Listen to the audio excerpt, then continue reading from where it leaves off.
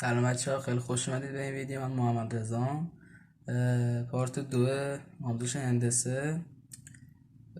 قبل از اینکه ویدیو رو ببینیم همونشه که ویدیو رو لایک کنید، چنل رو سابسکرایب کنید، زنگوله بغلش هم فعال کنید و ویدیو رو تا آخر ببینید. بریم سراغ ویدیو. به نام خدا بریم سراغ ویدیو.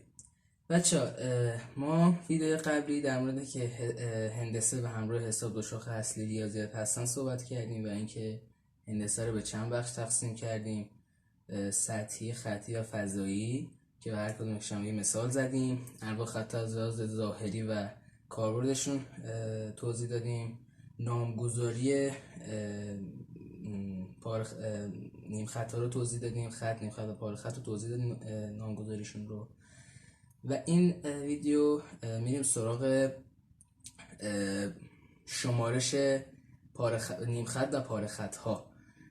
شمارش پاره خط ها یه فرمول داره، فرمولش n ضرب در n منهای 1 تقسیم بر 2 هست که این فرمول ما میتونیم توی تفکر نظام، یعنی تفکر نظامدار این فرمول اینجوریه که از نقطه اول که شروع میکنیم تمام پاره خط های کل پاره خط ها رو مینویسیم، که کل پاره خط هایی که تشکیل میده رو مینویسیم.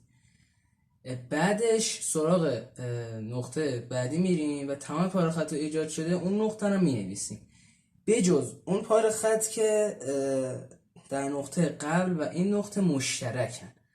و همینطور میریم تا نقطه آخری.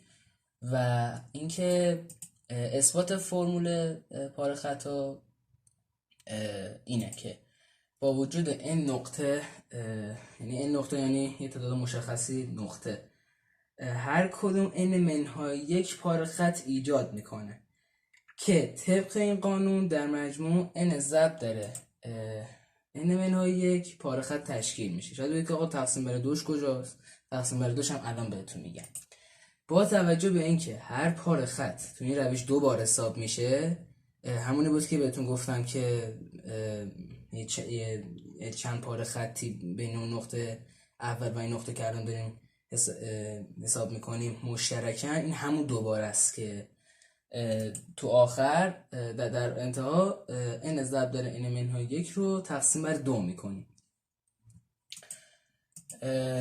یه نکته هم اینجا هست، اگه این نقاط رو روی خط ما الان بچه از بحث پاره خط خارج شدیم، یعنی پاره خط توضیح دادیم، یعنی فرمول پاره خط روی خط نیم خط، یعنی شمارش پاره خط ها روی خط نیم خط و پاره خط فرمولش یکیه.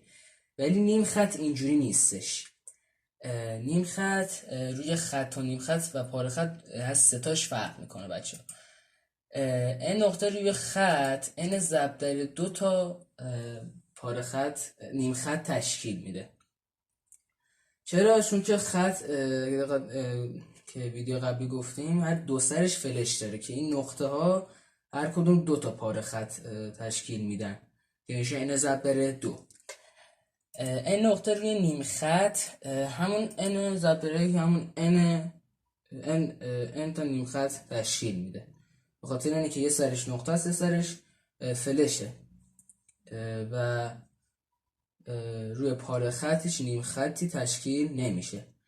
و اینکه ما چرا اصلا در مورد خط نگفتیم، چون بچه خط کلا در شرایطی یه دونه است بچه، و ما نمیتونیم مثلا بگیم که توی این خط مثلا 10 تا خط به خاطر نیم خط یا پاره خط نقطه ها مثلا ایجاد شده، نمیشه. خط کلا یه دونه است. بچه ویدیو پایان رسید. مرسی این ویدیو رو تا آخر تماشا کردی. لایک و ساب فراموش نشه، زنگوله بغلش هم فعال کن که وقتی ویدیو جدید گذاشتم با خبر بشی. یا علی.